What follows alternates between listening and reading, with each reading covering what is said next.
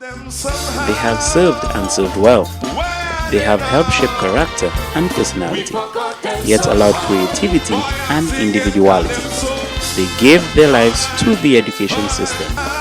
This is Reminiscing, and this is their story. We forgot them somehow.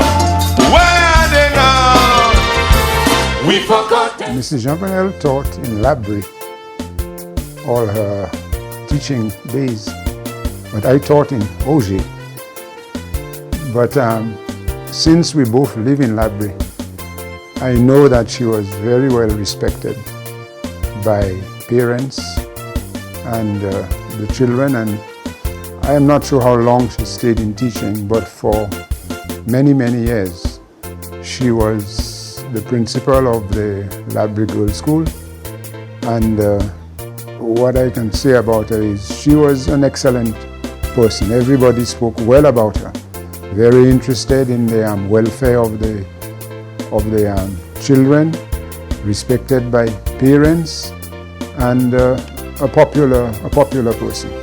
I must say my education started at home with my mother, who, although very poor, but was very interested in education. So even before I went to school, I was already learning my alphabet at home.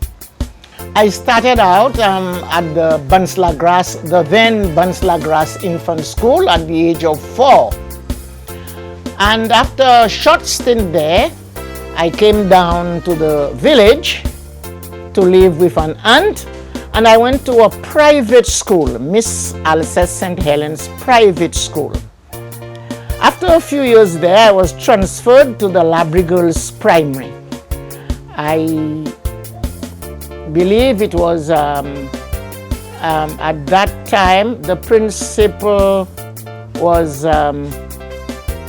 Mrs. Mary Calix, Miss George at the time, and this is where I got the bulk of my education. I was fortunate to have a very good teacher, Miss Vilna Louise, who really instilled in us the importance of giving of our best every day in every subject.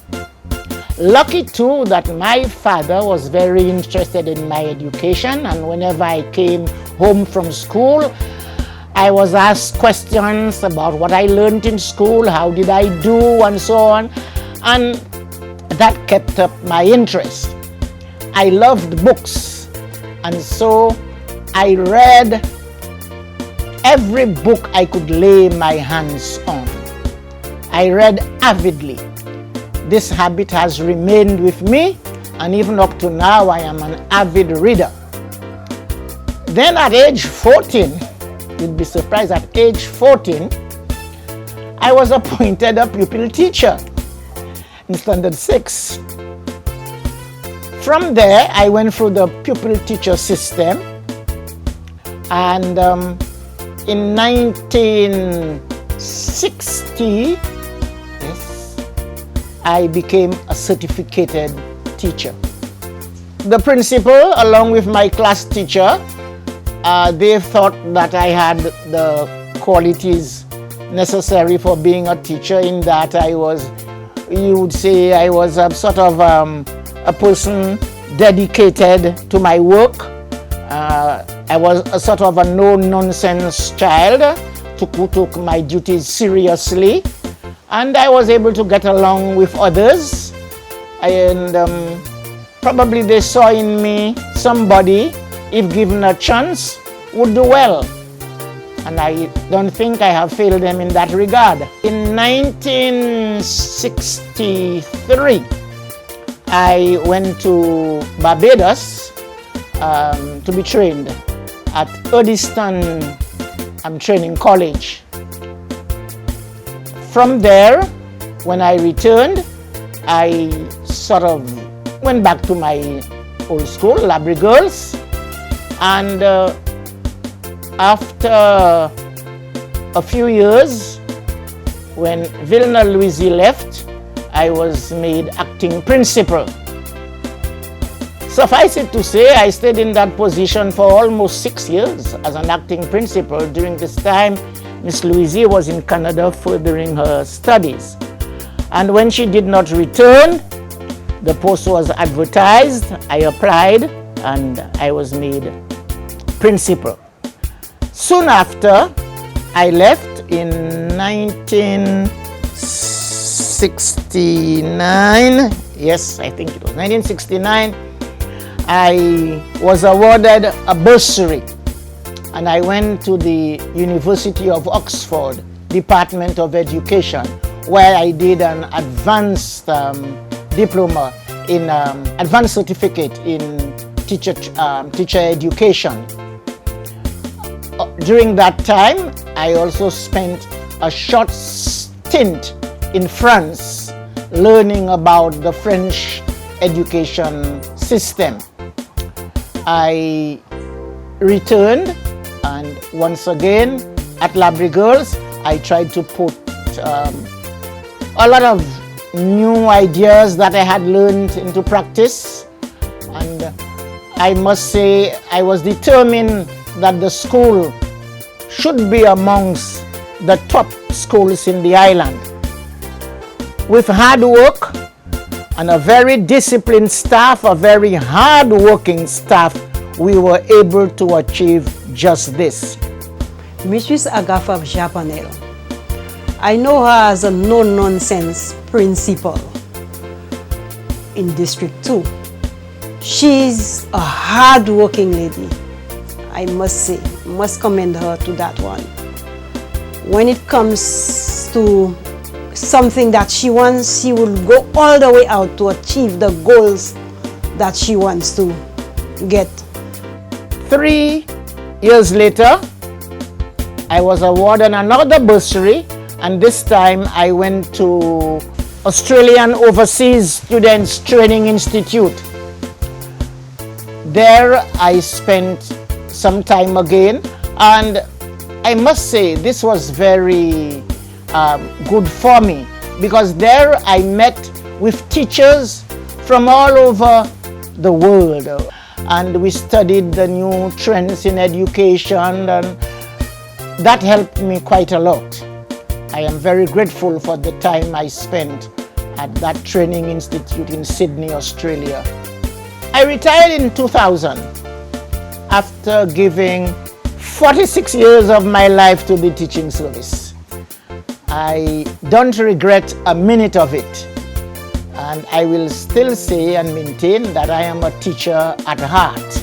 I started out with, as I told you, Vilna Louise, who was instrumental in seeing that we did things, when I say we, I mean the members of staff at the time, we did things the right way, and she wouldn't take no for an answer. Then came along Miss Mary Josephine George, later Mrs. Calix, and here was a lady who was outstanding. She demanded the best. She was adamant, and she saw to it that whatever it is we had to do, we did it well. Miss George, I must say, really molded me. And this might come in as an aside, but it is true. You know, in those days, the school was much closer to the church than now. Now, when I say church, I mean being managed by the Catholic managers. And Mrs. Calix and the manager were very good friends. And that manager, Father Packy at the time, you wouldn't believe it, he took an interest, a keen interest in our studies. After school, a group of us teachers would stay in school to study. We had a study team. And he would come and help us along. He was very good at teaching us how to summarize a passage or chapter, in fact, how to get the main points. And we followed that trend.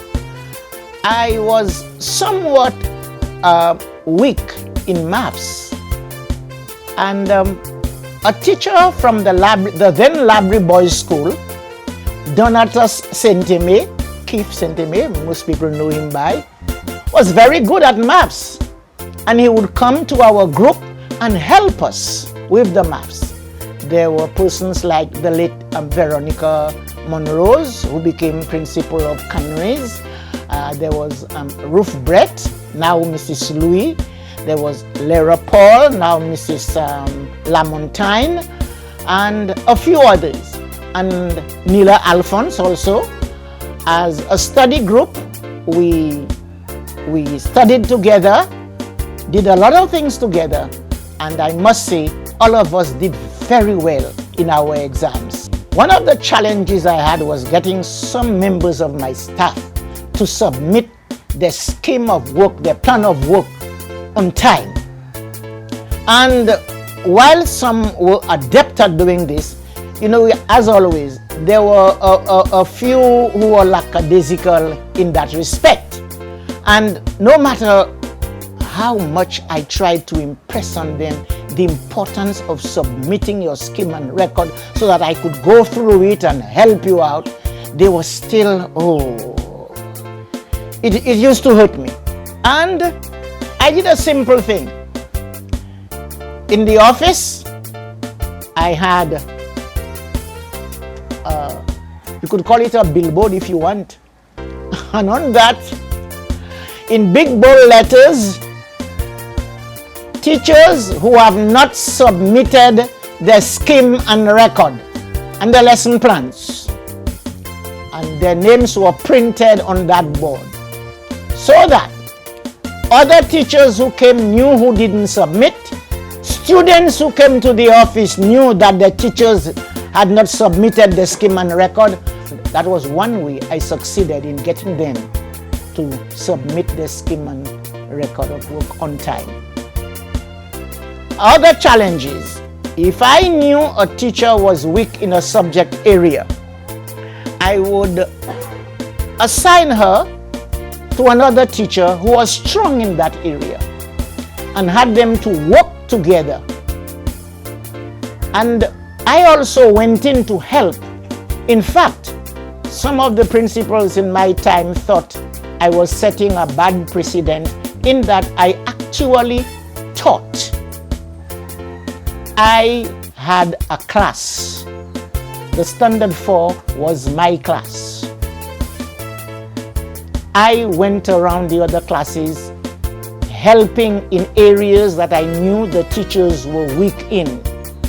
Sometimes they had a lot to do, and I would say, if you have a difficulty, please let me know, and I would be prepared to take the lesson for you.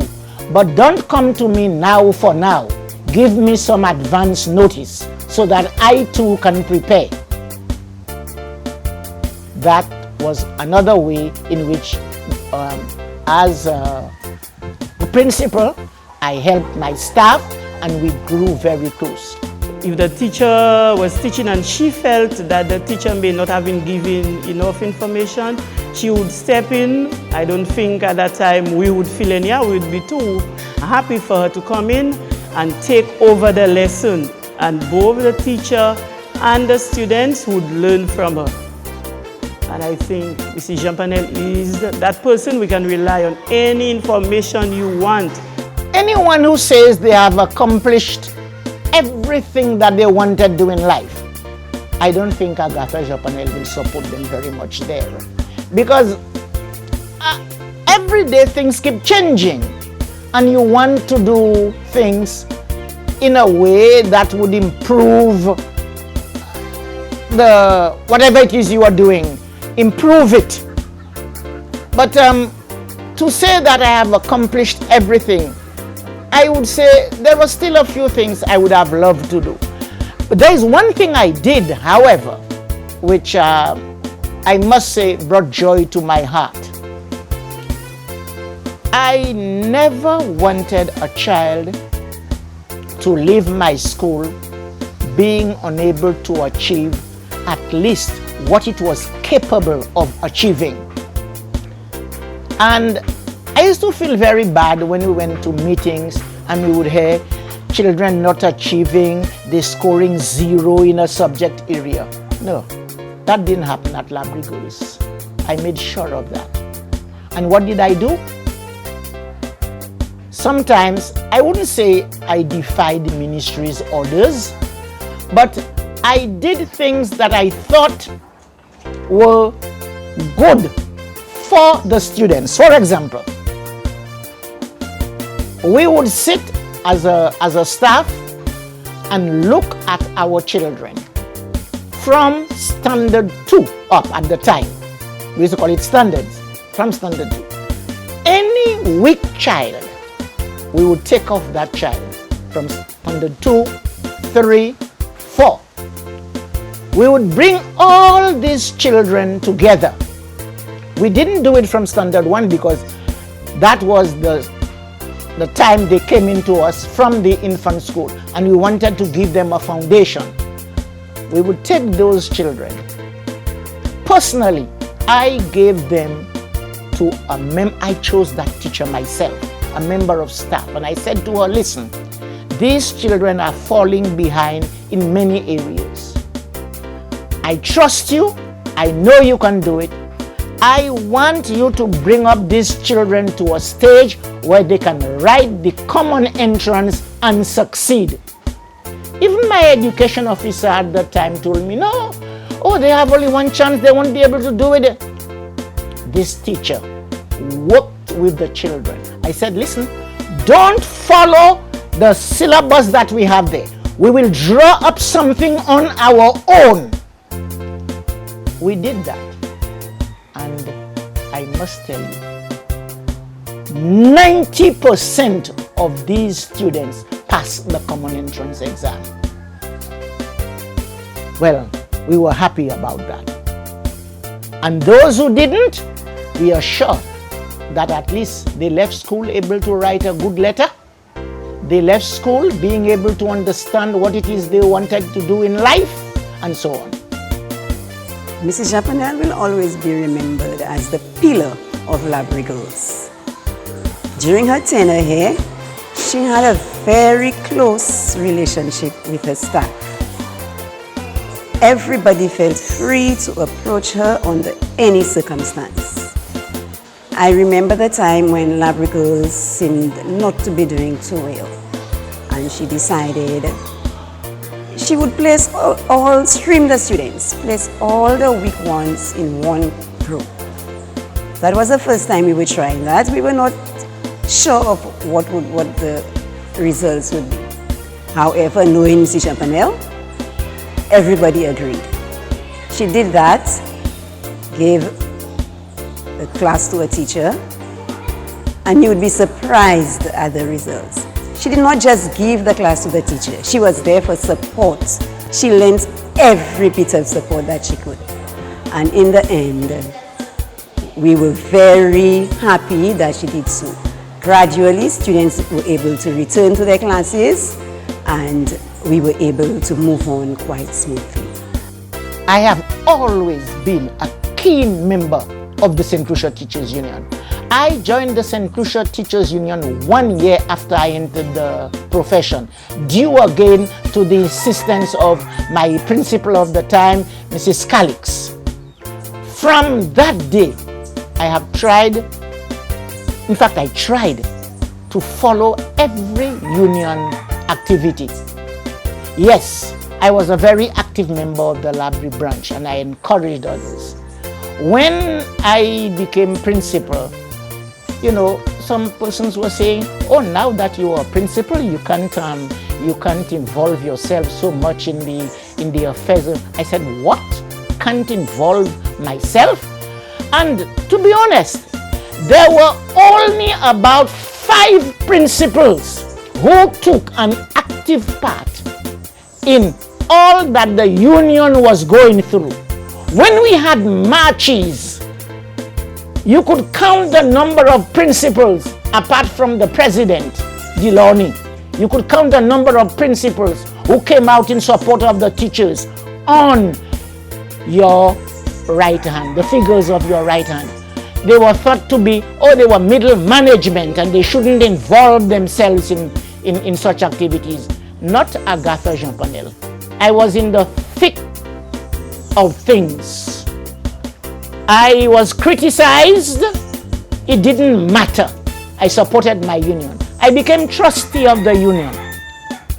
And I must say, I am pleased that the very first piece of real estate that the union possessed, which is the headquarters at Laborie, together with Miss Bond, Andrea Bond, we signed that document giving the St. Lucia Teachers Union its first piece of real estate. Ms. Jn Panel shared her experience in trade unionism. There were times when we were involved in negotiations with the government for salaries and conditions of service. And we used the opportunity to discuss with her, and she shared her views.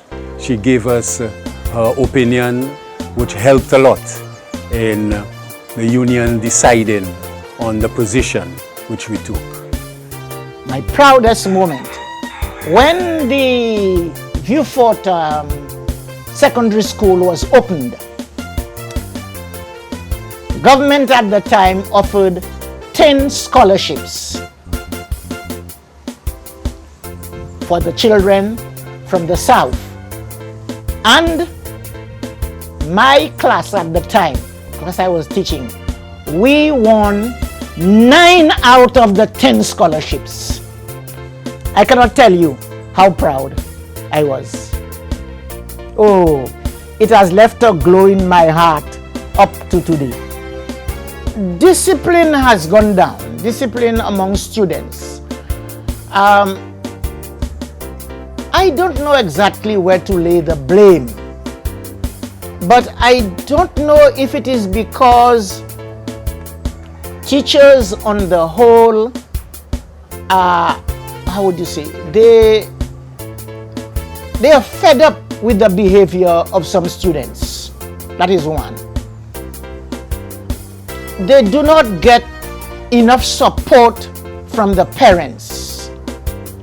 The parents themselves, some are trying very hard, but because of the way they work, the hours of work, the children are left to themselves a lot of the times, and they cannot have that control that they had over their children.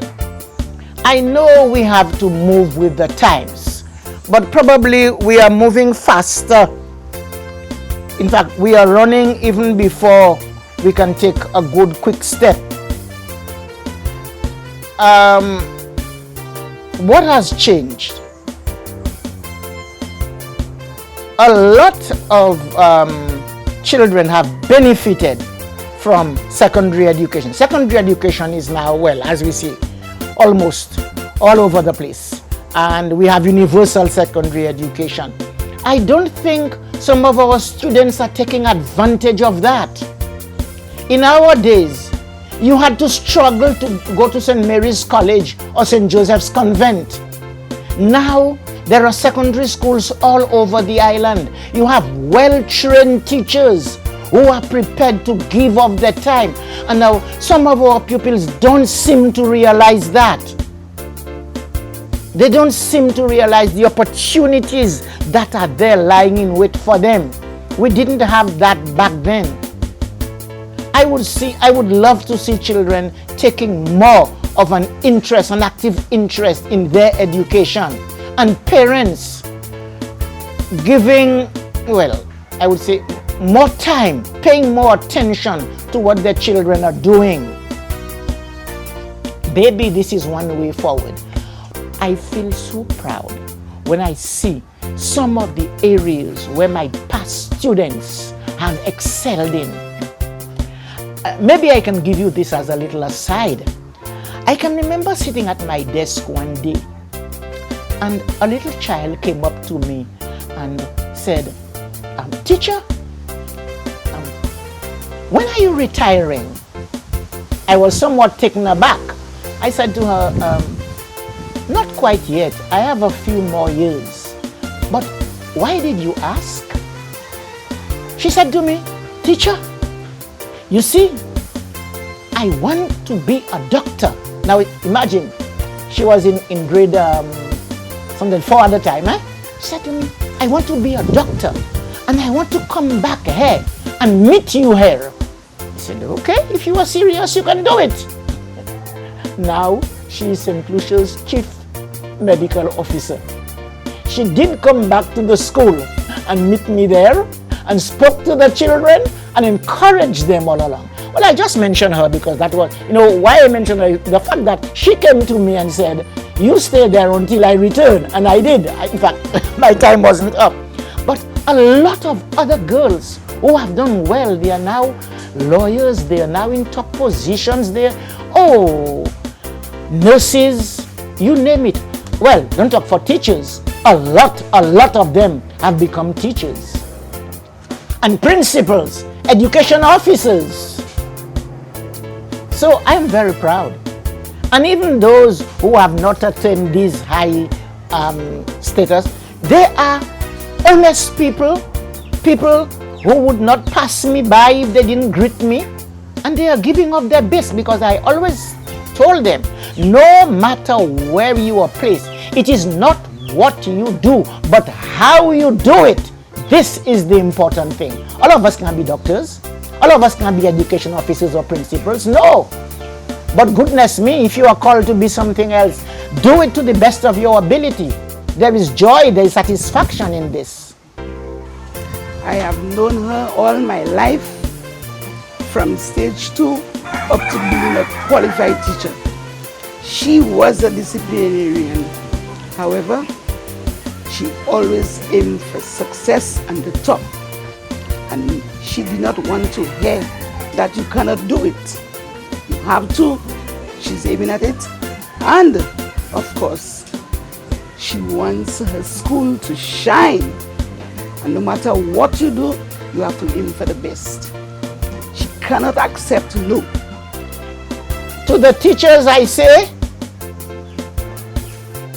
do not allow the times, and I say the times, I mean the wrong things we see going around. Don't let that debar you from giving of your best. At all times, realize that you are shaping, you are helping to shape children. You are helping children who will become the leaders of tomorrow. So at all times, give of your best and instill in children a sense of dignity, a sense of pride in who they are. To the children, I would say, make the most of your opportunity. There are places in the world where people are fighting for an education. You have it here. Secondary education, you can say, is at your fingertips. Take advantage of it. Don't waste your time. Give of your best. I have not slowed down. I still work on several committees. In fact, my last committee, let me see, which one is it now? Oh, the NCF. I like working with NCF because it is a committee that helps the disadvantaged. And I always believe in helping those who need help. In my community, I serve in any way that I can, in the church, in the general things that happen in the village. I am called upon by many organizations, church-based, socially based, and all these. And whatever it is that I can do, I do. I am a social person. I like helping, and I will continue to do that for as long as I can.